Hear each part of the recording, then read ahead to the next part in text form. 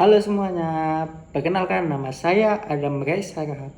Di sini saya akan menjabarkan sedikit teori tentang hukum pidana. Pada materi pertama saya akan membahas teori-teori tentang hukum pidana, lalu yang kedua saya akan membahas tentang alasan penghapusan pemidanaan.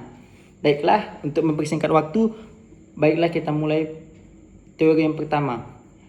Teori tentang hukum terbagi menjadi 5, yaitu teori absolut, teori relatif, teori gabungan, teori restoratif, dan teori utilitarian.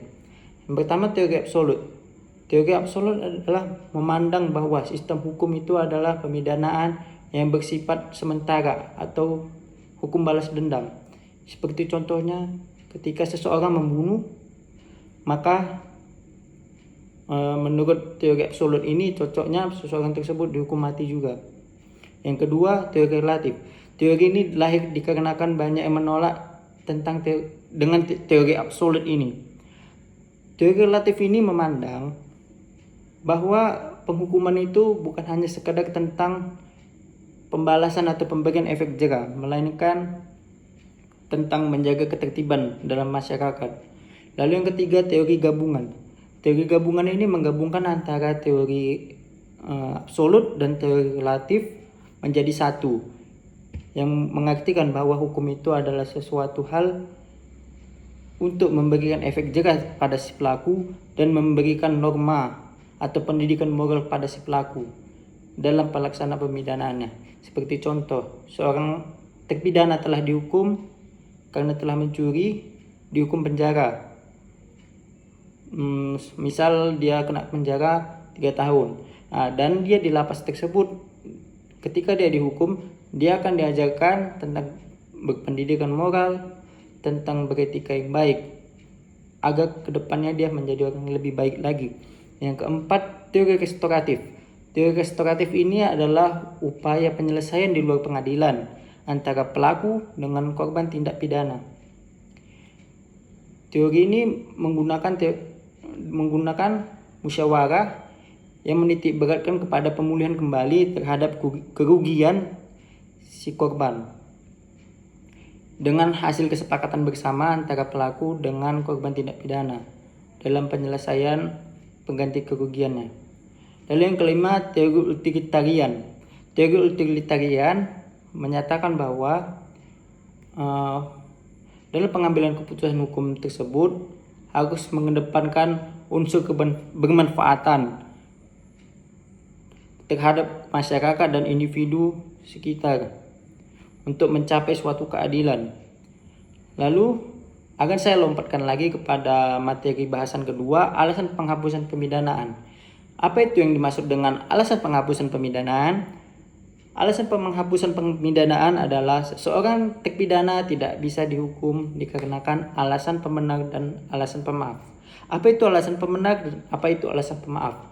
Alasan pembenar adalah meniadakan sifat hukum dan alasan pemaaf adalah meniadakan kesalahan si pelaku. Apa saja muatan dari alasan pembenar, yaitu daya paksa atau overmah, diatur dalam pasal 48 KUHP. Lalu yang kedua, pembelaan terpaksa seperti Nadwar, diatur dalam pasal 49 ayat 1. Contoh dari pembelaan terpaksa tersebut adalah ketika kamu dijamret, kamu terpaksa untuk melawan si jamret tersebut. Kamu termasuk dalam alasan pembenar. Lalu yang ketiga, menjalankan perintah jabatan. Lalu yang keempat, menjalankan perintah undang-undang terdapat pada pasal 56 KUHP. Lalu pada alasan pemaaf terdapat 4 kriteria juga. Yang pertama, ketidakmampuan bertanggung jawab. Ketidakmampuan bertanggung jawab itu seperti contohnya orang gila. Ketidakmampuan bertanggung jawab itu terdapat pada pasal 44 KUHP diaturnya. Lalu yang kedua, daya paksa, pasal 48 KUHP. Lalu yang ketiga, pembelaan terpaksa melampaui batas. Apa contohnya? Seperti ketika keluarga kamu diganggu orang atau mau dicelakai orang, kamu refleks ingin membunuhnya atau telah membunuhnya. Kamu itu termasuk dalam golongan pembelaan terpaksa melampaui batas. itu diatur dalam pasal 49 ayat 2 KUHP. Lalu yang keempat, perintah jabatan tanpa wewenang. Seperti contoh pada kasus Sambo. Si Sambo memerintahkan bawahannya untuk menembak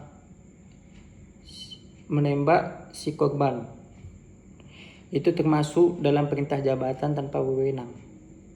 Diatur dalam pasal 51 ayat 2 KUHP.